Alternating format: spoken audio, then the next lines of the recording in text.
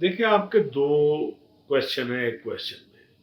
ایک تو آپ نے فرمایا جو حکومت اور جرنلسٹوں کی محاذ آرائی ہے یہ کیوں ہے، اور دوسرا یہ جو پی پی ڈی ایم میں لا رہے ہیں، پی ایم ڈی اے لا رہے ہیں، یہ پاکستان میڈیا ڈیولپمنٹ اتھارٹی. ہم اسے میڈیا ڈیولپمنٹ اتھارٹی نہیں کہتے، ہم اسے میڈیا کنٹرول اتھارٹی کہتے ہیں. پہلے میں بات کروں گا محاذ آرائی کی طرف. یہ عجیب و غریب وفاقی وزیر اطلاعات ہے اور عجیب و غریب حکومت ہے کہ بھائی میں اس ملک کا اگر شہری ہوں، مجھے کوئی شکایت ہے تو میں نے تو اسی گورنمنٹ سے کرنی ہے. میں اپنا مسئلہ جا کے افغان گورنمنٹ کے سامنے تو نہیں بیان کروں گا، میں اپنا مسئلہ انڈین گورنمنٹ کے سامنے تو بیان نہیں کروں گا، ایران جا کے بیان تو نہیں کروں گا. جو آدمی اپنا مسئلہ بیان کرنے کے لیے آئے یہ خم ٹھو کر اس کے مقابلے میں کھڑے ہو جاتے ہیں. بھائی میرے مسائل ہیں، میرے دوست، میرے ساتھی، میرے کولیگ، میرے ساتھی جرنلسٹ جو ہیں ان کا پرابلم ہے.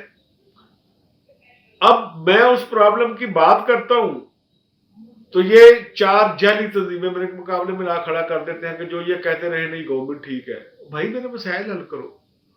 تو اس لیے محاذ آرائی نہیں، ہم تو اپنا مطالبہ کر رہے تھے جو ہم نے ہر حکومت کے سامنے جی کیا. یہ دیکھنے میں آیا کہ انہوں نے ابھی تک جنون تنظیم سے مذاکرات نہیں کیے، نہ کوئی رابطہ کیا، ادھر ادھر سے لوگ اکٹھے کر کے ان سے بات چیت کرنے کی کوشش.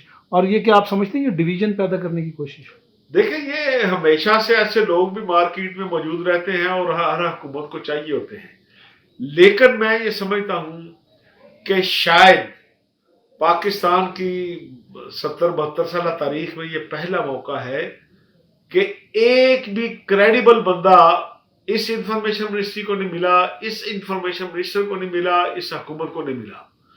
جو لوگ حکومت جن کے ساتھ مذاکرات کر رہی ہے، ملاقاتیں کر رہی ہے، آپ بھی جانتے ہیں اور سارے جرنلسٹ جانتے ہیں.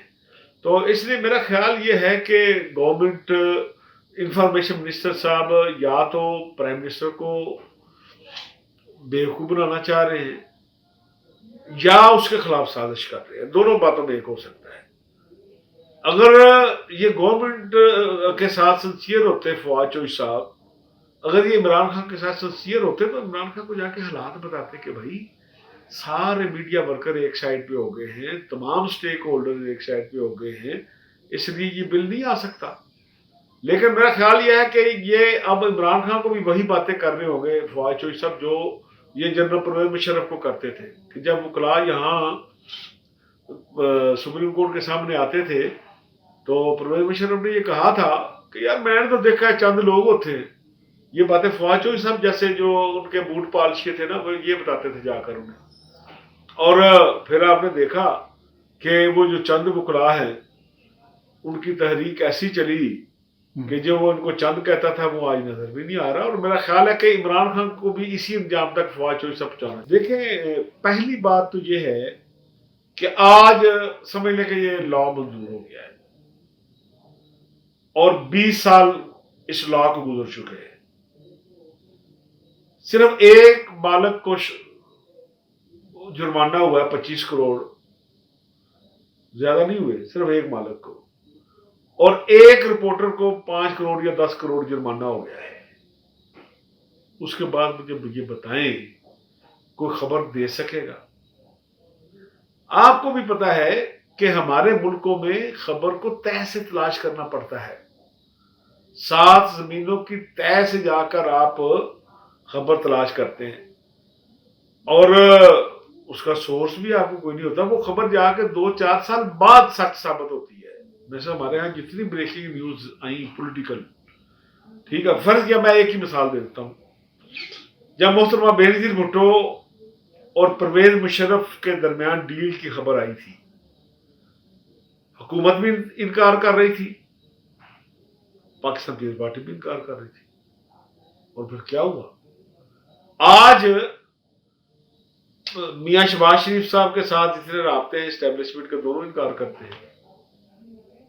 کیا کریں گے آپ؟ دیکھیں ایک تو یہ ہے کہ اگر فواد چوہدری صاحب مالکان کی بجائے ورکر کا فائدہ چاہتے ہیں تو میں انہیں قائمہ کمیٹی کی میٹنگ میں بھی کہہ چکا ہوں، میں سیکٹری انفارمیشن صاحبہ کو بھی کہہ چکا ہوں کہ جو ہم دھرنا دینے جا رہے ہیں اس کا پہلا مطالبہ ہمارا مالکان کے خلاف ہے، ورکر کے لیے ہے کہ ہمارے وہ ورکر جن کو اقتصادی بحران کے نام پر مالکان نے 2017 کے بعد نکالنا شروع کیا، جبری برطرف کرنا شروع کیا، اب اگر کرائسس ختم ہو چکا ہے تو مالکان جو ہیں ہمارے ان ساتھیوں کو بحال کریں، اور پھر جن اداروں سے کٹوتی کی گئی تھی تنخواہوں کی، کیونکہ بہت سے لوگوں کو اس بات کا نہیں پتا ہوگا کہ مہنگائی تو 2000% بڑھ گئی ہے 2017 کے بعد.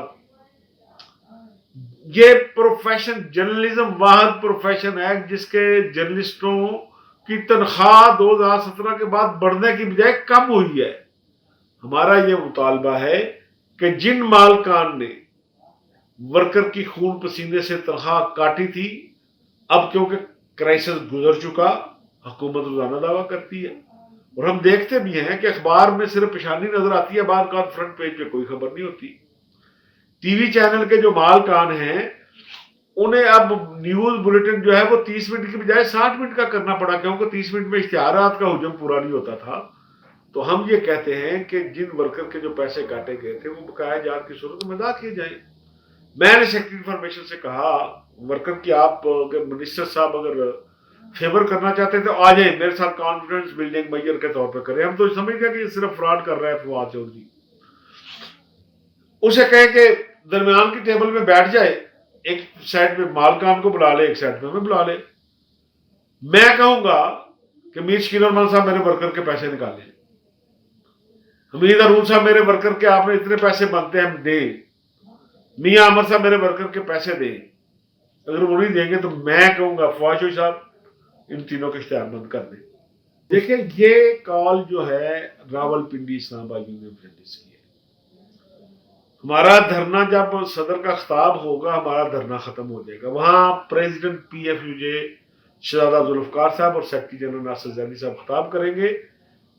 اگلا روڈ میپ کنٹری وائڈ ہوگا اور Pakistan federal union of journalist دے گی کہ وہ لانگ مارچ ہے. انشاءاللہ تعالیٰ تفصیل اس کی ہمارے قائدین بتائیں گے. کوئٹہ سے شروع ہوگا اور اسلام آباد پارلیمنٹ ہاؤس کے سامنے پہنچے گا. یہ ہمارا دھرنا 24 گھنٹے کا ہے اور وہ تا دم مرگ ہوگا. یہ مختصر بات میں آپ کو بتا. Thank you very much. Thank you.